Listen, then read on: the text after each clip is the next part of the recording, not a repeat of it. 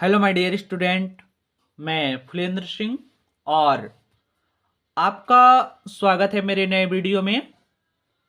इस वीडियो में मैं आज आप लोगों को बताऊंगा किस प्रकार से आप दो चर वाले रैखिक समीकरण युग्म को हल करेंगे। सबसे पहले जान लेते हैं कि दो चर वाले रैखिक समीकरण हम किसे कहते हैं। तो यहाँ पे अगर मैं दो चर वाले रैखिक समीकरण की बात करूं तो यहाँ पे कोई भी दो अज्ञात राशि होंगी। कैसी राशि? अज्ञात राशियां। उनका मान हमें ज्ञात करना होता है। तो जैसे कि दो चर वाले रैखिक समीकरण में हमें क्या ज्ञात होना चाहिए? ए एक्स प्लस बी वाई और प्लस सी इक्वल 0। मतलब कि इसको हम लोग इसमें जो दो चर वाले रैखिक समीकरण होंगे इसमें दो समीकरण दिए जाते हैं। इसको हम ज्ञात करते हैं a1x b1y और c1 बराबर 0। इसको मानेंगे समीकरण 1। और जो हमारा इसका दूसरा रूप होता है यानी कि a2x plus b2y plus c2 equal 0, इसको मानेंगे समीकरण 2। तो इस प्रकार से दो आपको समीकरण दिए जाएंगे और दोनों समीकरणों को आप लोगों को हल करना है। हम सबसे पहले यहां पे बता दें कि हल करने की जो विधि होती है इसमें तीन विधियां अपनाई जाती हैं। पहला है प्रतिस्थापन विधि, प्रतिस्थापन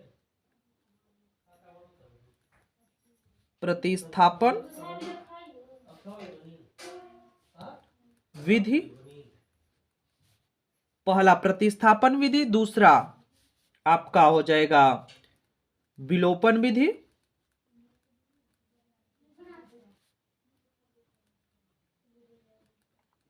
और तीसरी विधि को हम कहते हैं वज्र गुणनखंड विधि।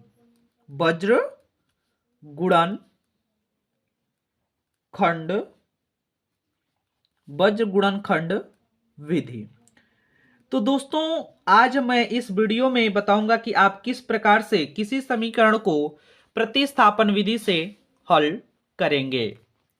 इसके लिए मैं यहां पे एक समीकरण लिखता हूं जो कि समीकरण है x प्लस वाई बराबर 14 और दूसरा है x माइनस वाई बराबर 4।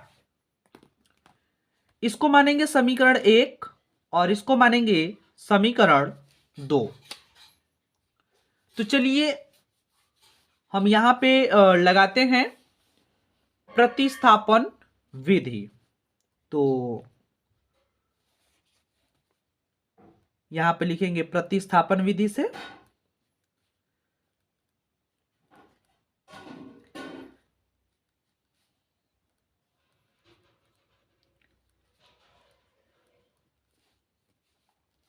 इतना लिखने के बाद में प्रतिस्थापन विधि में हमें चलना होता है समीकरण 1 से या समीकरण 2 से। समीकरण 1 से समीकरण 3 बनाएंगे और समीकरण 3 में जो आएगा x और y का मान उसे हम समीकरण 2 में रखेंगे। तो सबसे पहले हम यहां पे समीकरण 2 से चलते हैं। किससे? समीकरण 2 से। यहां पे हमारा समीकरण 2 जो है x माइनस y बराबर 4 है। तो हम यहां पे लिख सकते हैं x बराबर y, नहीं, हाँ, y प्लस 4। मतलब कि माइनस का y का पक्षांतर इधर किया तो y प्लस 4, यहां पे x का मान आ गया। तो ये बन गया हमारा समीकरण 3। अब इस समीकरण 3 को, जैसे कि हम समीकरण 2 से चले थे तो हमें समीकरण 3 प्राप्त हुआ, समीकरण 3 प्राप्त हुआ। तो इस यक्स के मान को यानी कि यक्स बराबर y प्लस 4 को हम किस में रख देंगे? समीकरण 1 में। तो दोस्तों नीचे जगह न होने के कारण मैं इस सवाल को यहां पे हल कर देता हूं। यहां पे लिखना होता है समीकरण 3 से समीकरण 3 से यक्स बराबर वाई प्लस 4 समीकरण 1 में रखने पर, समीकरण 1 में रखने पर जब हम यहां पे देख रहे हैं कि यक्स बराबर वाई प्लस 4, तो समीकरण 1 क्या है, यक्स प्लस वाई बराबर 14। जब हम इसका मान प्रतिस्थापित करेंगे, यक्स की जगह पे क्या रख देना है आपको, वाई प्लस 4। तो हम यक्स की जगह पे क्या रख देंगे, वाई प्लस 4 और प्लस वाई बराबर 14। यहां पर देखिएगा y और y करेंगे तो 2y, और यहां पे 14, यहां पे प्लस का 4, उधर जाएगा तो माइनस का 4, तो 2y बराबर हो जाएगा 14। 14 में से हम 4 को घटाएंगे तो कितना आएगा, 10। कितना आएगा, 10। और यहां पे अगर मैं बात करूं तो y देखिएगा, यहां पे 2y, जो 2y है ये मतलब कि ये 2 जो है y का गुणांक है, यानी कि 2 यहां पे जो रहता है वो गुणा के रूप में है। जब हम इसको उस साइड में पक्षांतर करेंगे तो ये हो जाएगा 10/2, 2 एक कम 2 और 2 पंचे 10, यानी कि y का मान कितना आ गया आपका, 5 आ गया। अब इसके बाद में हम लोग यहां पे थोड़ा सा देख लेंगे, क्योंकि जगह नहीं है। हमें y का मान प्राप्त हो गया। y का मान हम चाहे समीकरण 1 में रखें, चाहे समीकरण 2 में रखें, चाहे समीकरण 3 में रखें, हमें यक्स का मान ज्ञात हो जाएगा।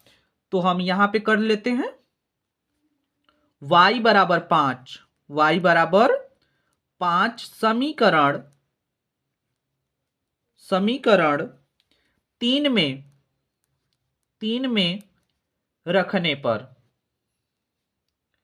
समीकरण 3 में रखने पर जब हम समीकरण 3 में रखेंगे तो यक्स बराबर y प्लस 4 है, तो यक्स का मान कितना हो जाएगा, y प्लस 4, y का मान कितना है, 5 प्लस 4, तो यक्स का मान कितना हो जाएगा, 9।